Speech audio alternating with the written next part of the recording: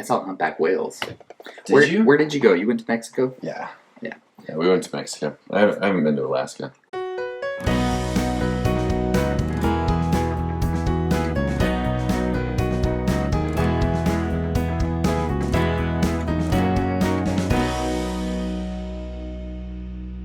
Hello, everyone. Welcome back to the Balance for Life podcast, where we are going to talk to you, with you, about how to become happier, basically. That's our goal. How to be happier and healthier in all aspects of our life. Mm-hmm. If you like what you hear, don't forget to hit the 5-star review button, like, subscribe, comment, all the things. Share us with all your friends. And even if you don't like it, we'd love to hear comments. Tell somebody who would like it. Yeah, tell somebody who would like it. Or give us feedback. Tell us what we can do to improve. Give us that feedback. So, also join us on socials. We're on Facebook, Instagram, TikTok, all at Balance for Life Podcast. Number 4, not 4 spelled out, Balance for Life Podcast. And on Twitter at Adam and Perry, all spelled out. And then we're on YouTube. Just search Balance for Life, number 4 again. And you'll find us. Yep. So, today, I'm really excited for this topic. That's a good one. We are going to talk about lowering the hoop. And really what we mean by that is how do we decide on a vision that we have, on goals that we want to set, of who we want to become, or how do we set a vision of who we want to become and then make goals to help us achieve that vision. Okay, and so what we want to focus on is not having these goals that are too far out of reach. Having that is good, but then breaking it down into smaller chunks that are attainable. Yeah, I like that. You know, a couple weeks ago we talked about believe, behave, become, right? My mantra kind of thing. And we talked about how that can help shape your vision, shape your goals, shape your dreams. But like you mentioned, sometimes we set these grand, lofty goals. And something that we've talked about is you set these grand goals and where you want to be in 20 years or 10 years or 5 years. And I think a lot of times for a lot of us, it gets a little bit overwhelming, right? You see this goalpost that's so far away, or you see this hoop that's so high, and you have this goal and this dream and this vision, but it's so far away. And a lot of times it's kind of like, where do I start, right? Yeah. So sometimes we need to look at ways to, like you mentioned, lower the hoop. I'm all about lowering the hoop. Yeah. I would much rather play on a 6-foot hoop than a 10-foot hoop because I can actually dunk on it. I know, exactly. So, and I think, you know, we look at different stages of life too, and when we look at our little kids playing basketball, a 5-year-old's not really likely to make a shot on a 10-foot hoop. Right, they're not going to hit a full-size hoop. But if we move it down to 7 feet, like, so in city leagues for little kids, they do these kind of things. Yeah. Right? My kids just started soccer, so I'm going to relate it to soccer. Okay. Right? So Lauren is 6, just turned 7. So she is in the, let's see, it's the 2nd and 3rd grade, 1st and 2nd grade, I can't remember.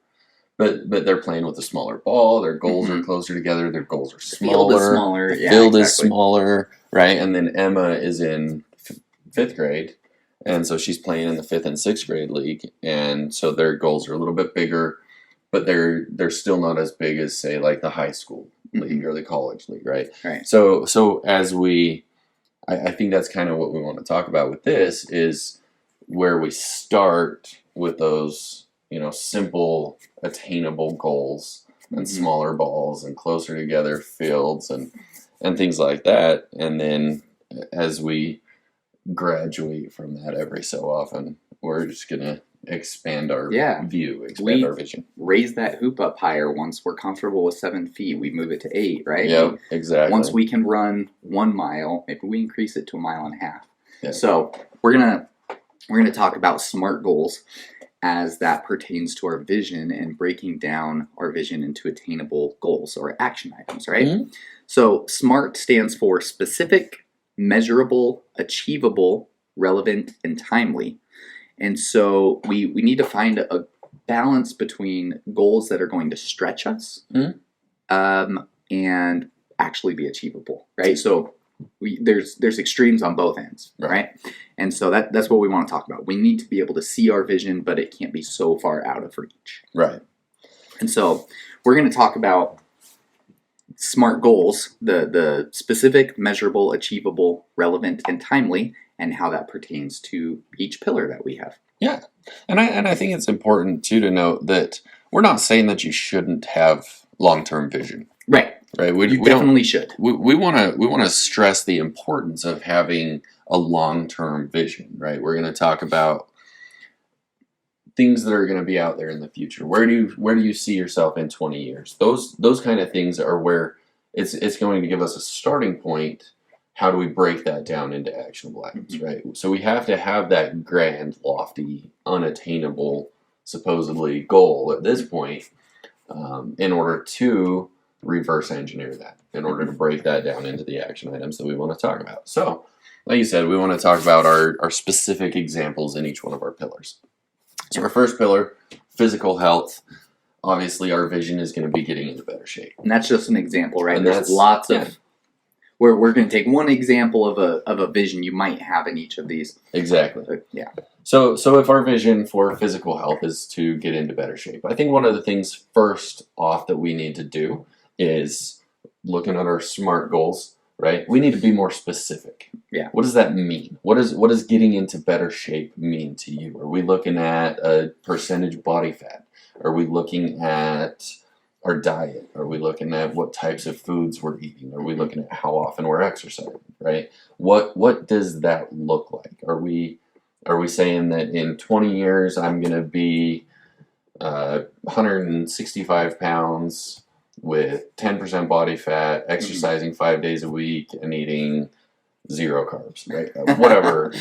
and again, we're not advocating. We've already talked about this. We're not advocating any specific diet. We're not advertising over-exercising.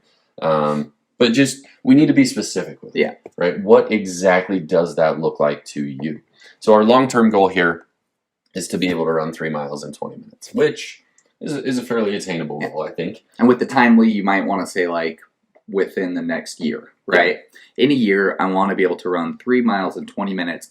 It's specific. It's measurable. It's attainable. For most people, that should be attainable. Yeah. It's relevant. It's going to put you into better shape. Yep. Exactly. So it covers all of those, right? Yeah. And we've given a time constraint to it. So we can take that vision and we can break it down. So to shrink that down, right? Mm-hmm. We I would not be able to go out right now, I don't think, and run 3 miles in 20 minutes. Or if I did, I would probably feel like I was about to die. I probably couldn't run 3 miles anyway. I might not be able to either, actually. Now, like 10 years ago, I could. Yeah. And I actually think, I don't think I've ever done it in under 20 minutes, but I probably could have at some point in time. Right now, I could not do that. Okay? So we're going to, that's a good long-term goal that's going to contribute to your vision of being in better shape. Like you have this vision of how you want to look, how you want to feel. That long-term goal is going to be one goal that contributes to that. But that's just, we can't do that yet. We need to work our way to that. So we're going to lower that hoop from 10 feet to 7 feet. And we're going to say, you know what, I'm going to start out with 1 mile in 10 minutes. And I'm going to do that 3 days a week. And then eventually I'm going to get to the point where I increase it to 1.5 miles.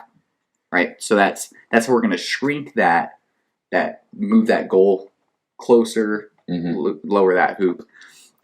So maybe being able to run 1 mile in 10 minutes is going to get us there. Which eventually. I know for me, I probably couldn't do 1 mile in 10 minutes right now. Mm-hmm. I think I could, but I wouldn't like it very much. Yeah. So I don't know. Maybe I couldn't. I mean, 10 minutes is a pretty achievable mile. I think it's pretty accessible for most people. But for many people, and me included in this right now, is I don't do a lot of cardio at this point. Yeah. And so, that might still be an unachievable goal for me right now. So I might set that one 6 months down the road. Right? If I'm trying to get 3 miles in 20 minutes in a year, I might say, okay, well, I'm going to try and run a 9 or 10 minute mile within 6 months. Right. So how can I break that down even farther and do something today? Right. So again, we're just looking at if I'm setting this goal 6 months out, what am I going to do today, Mhm. right? I think that's what we want to talk about, is breaking it down into action steps. So our action steps here would be go run a half mile. Yeah. Right? Start with half a mile. Doesn't even matter how long it takes. Go Just run do it. around your block. Yeah. Right? I mean, a normal city block here in Utah, I think, is about a quarter of a mile, isn't it? Something like that. Yeah. So run around your block.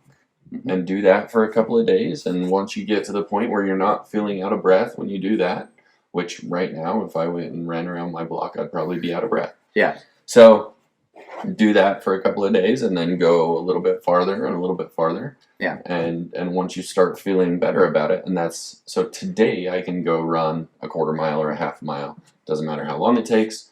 That's an action step that I can take to get a step towards my vision of my physical pillar of health. And honestly, like, you don't have to run the whole time either. You can break it down, jog, walk, start doing that. Just do what you can do to get moving, and then just slowly increase it over time. Don't overwhelm yourself, but also make it something that's pushing you a little bit, that's helping you to get in better shape. Yeah. For some people, it might even be get up off the couch, and instead of turning to go to the refrigerator, turn to go to the front door and walk outside your front door and back again.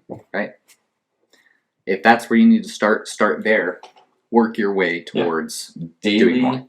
Daily action steps. Exactly. Is how we're going to achieve those visions. So that's one example of how this can look with your physical health. Obviously, you can apply this to what you're eating, to your sleep. You can, start with this longer term goal that contributes to your overall vision of physical health, and then break it down into smaller chunks, make it doable. How do you eat an elephant? One bite at a time, right? I've never eaten an elephant, but that's what they say. Okay, so let's talk about an example with your mental health. Yeah. So you might have this vision of increasing your happiness by recognizing what you can be thankful for. Okay, Mm-hmm. So you want to just be a happier, more grateful person. That's your vision. Okay. So your long-term goal might be to become an optimistic person, someone who automatically looks on the bright side. Mm-hmm. Like if you're the kind of person that just automatically thinks about the negatives, your long-term goal is to, whenever there's something that happens to me, I'm automatically going to look on the bright side of things. So we could probably improve that a little bit as far as like the specific, measurable, attainable, relevant, but that's, that's a general idea of what your long-term goal might be.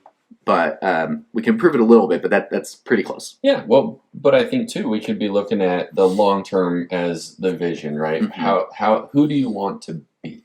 Yeah. Right. If we're looking at the believe, become, who do you want to become? Right. And so this person, right? So if we're looking at the physical, I want to be in better shape. I want to be more physically healthy. Mm-hmm. That's a vision, right? And then the goals are what we're setting. Yeah. That are going to be those more specific things to get to that point, right? So in this case, something that could make it more attainable, more achievable, and set those things into a more actionable step would be something like keeping a gratitude journal, mm-hmm. right? So I'm gonna daily journal about things that I'm grateful for. Mm-hmm. So I'm gonna maintain a daily gratitude journal, right? So one place that I can start is maybe a weekly paragraph into my gratitude journal. Mm-hmm. And then to break it down even farther, I could say, okay, I'm going to write one sentence daily about what I'm grateful for. Right. So we're saying, maybe eventually I want to be doing one paragraph a day. Right now I'm going to start with a paragraph a week, but I'm going to do it just one sentence each day that's going to accumulate to that, right? We break it down into these small, doable chunks. You can go from never writing in a journal ever to one sentence a day. It's totally doable. Yeah. And that sentence could be, today I'm grateful for water.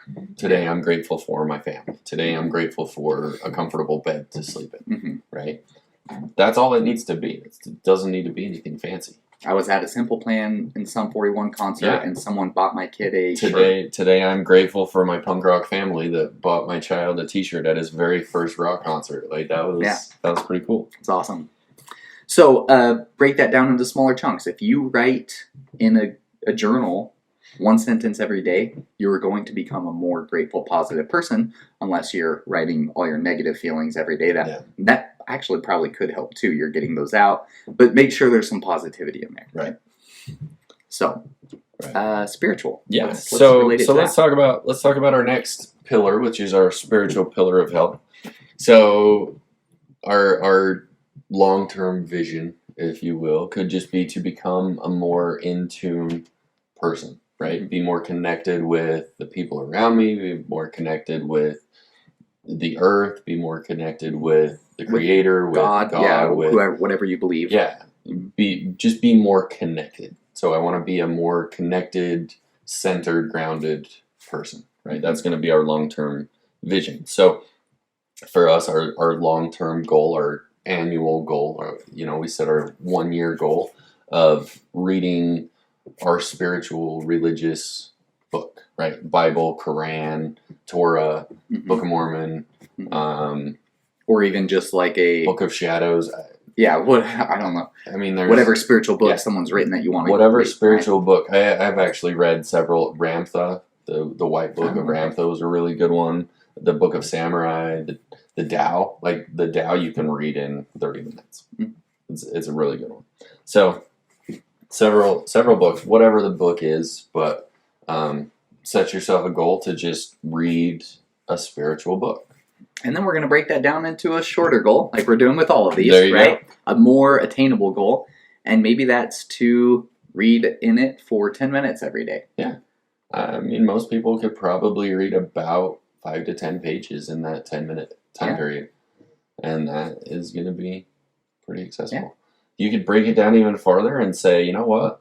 I'm going to get this book off the shelf and I'm going to open it and I'm going to read one sentence. I'm going to read a verse, right? Yeah. I don't know how all of the books are broken down, but several of them are broken down. One paragraph or one verse. Several of them are broken down into chapters and verses or paragraphs or like poems or whatever. And I'm going to read one of those today. And that's my daily action step.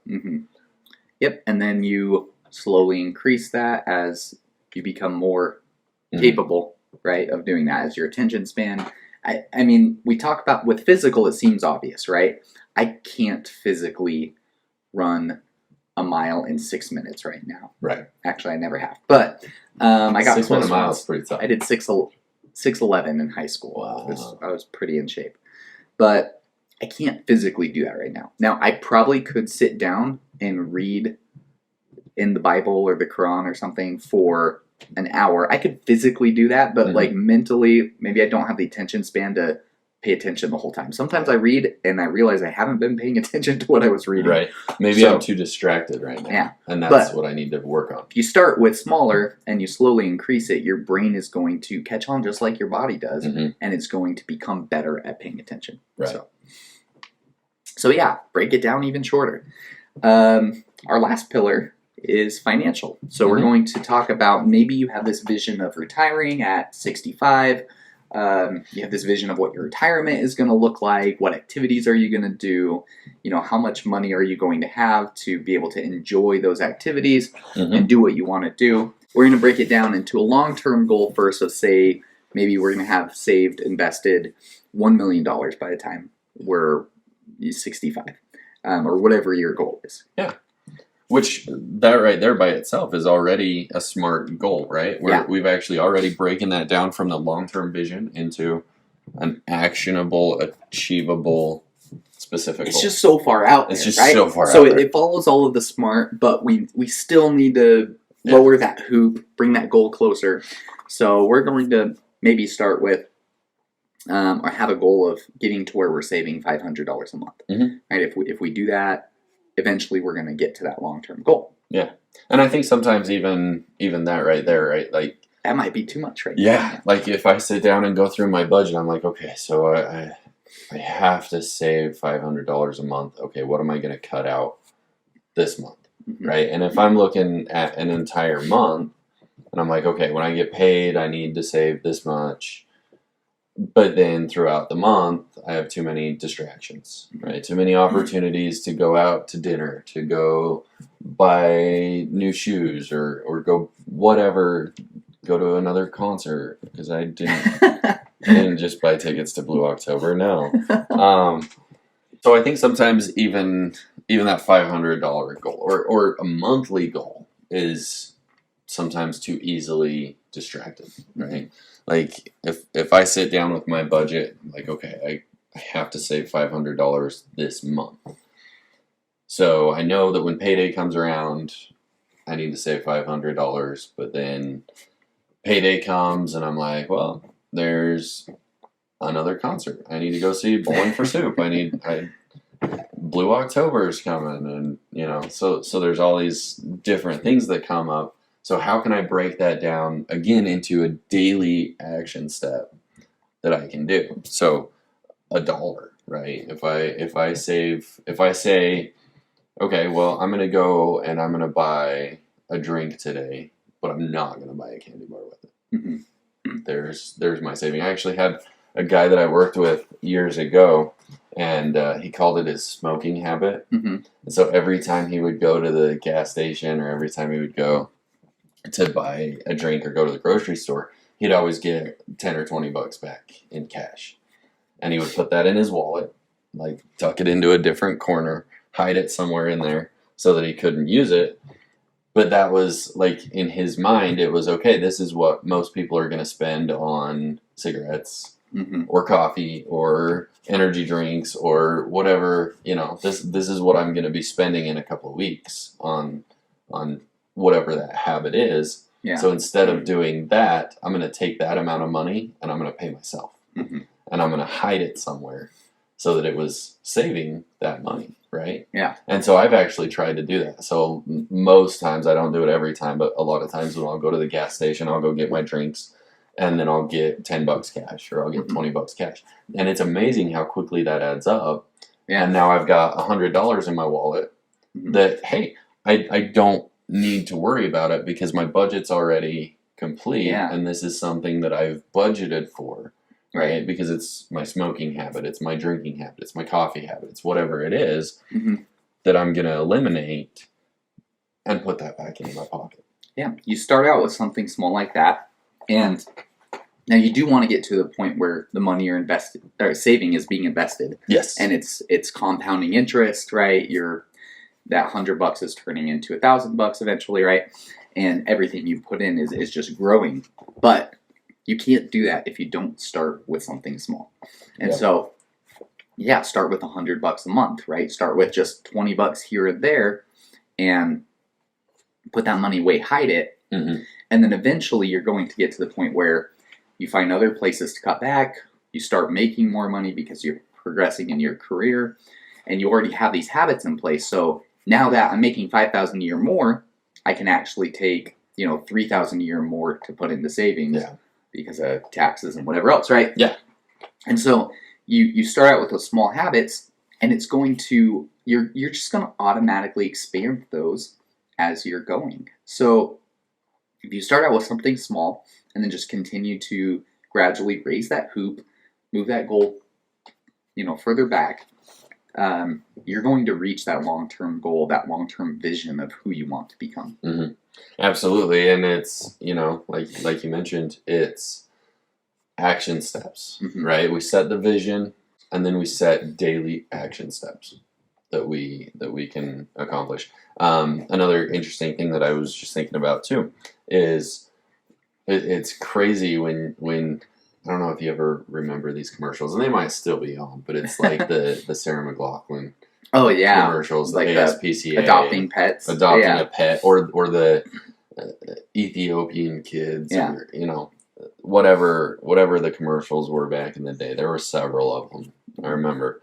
But it's crazy when you think about, they were geniuses in their marketing strategy for that exact reason, because the way that they would put it is for pennies a day, right? And so you'd think, hey, this is 25 cents a day? Absolutely, I can do that. And then you'd call them up and they'd be like, oh, well, for a 5-year subscription, it's going to be $10,000. And you're like, wait, you said pennies a day. Well, yeah, $10,000 broken down into daily for the next 5 years equals, I don't even know what it is. 20%, whatever it is, But that's how they would get you, is you make it seem so simple that it's wrong not to do it, right? Mm-hmm. So if I want to save $100 a month, that's $3 a day, right? Yeah. $3 a day is one of these. Right. So if I'm drinking one of these a day, that's $3 that I could be putting in my pocket. And then look at how all of these pillars interact with each other. If you're exercising, getting enough sleep, and you get to the point where you feel like I can wean myself off of these, suddenly you're saving $100 a day. Your finances are impacted by the decisions you make to exercise, to sleep better, to do all these things. Like everything impacts it all. You know? It's exactly true, and that's kind of why we are talking about all these things. Is all of these things are going to affect each other, and if I'm able to give these up, maybe it's not $100 a day, but maybe it's $100 a month that I can. You said 100 a day. Oh, I said 100 a day. Yeah. I was like, why are you saying 100 a day? Where did you get that? Sorry, $100 per month. But yeah, $100 per day would be great. I know. But if I'm saving that $3 per day, so let's say that I'm working on my physical health and I'm getting my mental health built up and I'm getting to the point where I don't need the caffeinated beverages anymore, or maybe we get a sponsorship and I don't have to pay for them, and then and then I'm saving that $3 a day, and I'm saving that $3 a day, and that's actually making me feel better about my life and less stressed and less distracted with having to make money, and I feel better and I feel calmer when I'm with my kids because I'm not worried about I'm missing out on opportunities here. So all of these things tie back into each other. Yeah. And for one person, like quitting the coffee or the cigarettes or the monsters or whatever might be what they need to start saving more money, right? Mm-hmm. But for other people, it might be finding other ways to cut back. Like, I'm not saying that Adam should quit drinking those, right? I tease him about it. Mm-hmm. But that is a possible way to cut back on your finances. And everybody just needs to figure out, where am I going to cut back? Where can I cut back to improve my financial situation, to improve my mental health, my physical health, my spiritual health? What small changes can I make? Right. Again, stressing, so important. This key is so important. We will never tell you how to do this. That's not our purpose. We're not experts in that. We're giving you ideas and examples. Yeah, we can give you examples from our own lives, from our own personal experience, but you have to find out how it's going to work best for you. Mm-hmm. And that's the key right there. Is we're not going to tell you how you should be exercising. We're not going to tell you when you should be exercising. We're not going to tell you what you should be eating. I think everybody really kind of knows some of those things already. We just want to give you that motivation to actually take a step forward. Do you feel motivated? I feel motivated. I feel motivated. I feel great. I hope that you all feel motivated, that you're ready to make a small change. So our weekly challenge is actually to pick one of the pillars. And if you want to do more than this, you can. Again, this is like the minimum bar right here, right? Pick one of the pillars and think about your vision for your future regarding that pillar. And then set a long-term goal, and then break it down into something more doable right now, and just kind of map it out. Right now I'm going to do this much. In 2 months I'm going to do this much. In 6 months I'll do this much. And just break it down and make it doable, and then start doing it. Yeah. Figure out your daily action steps, right? What can I do today, tomorrow, the next day? What can I do that I will actually do? That's simple that will enough. Actually contribute to that. That's vision. Actually going to contribute to that vision. Yep. Exactly. I like that. So again, thanks for listening. We really appreciate all of you.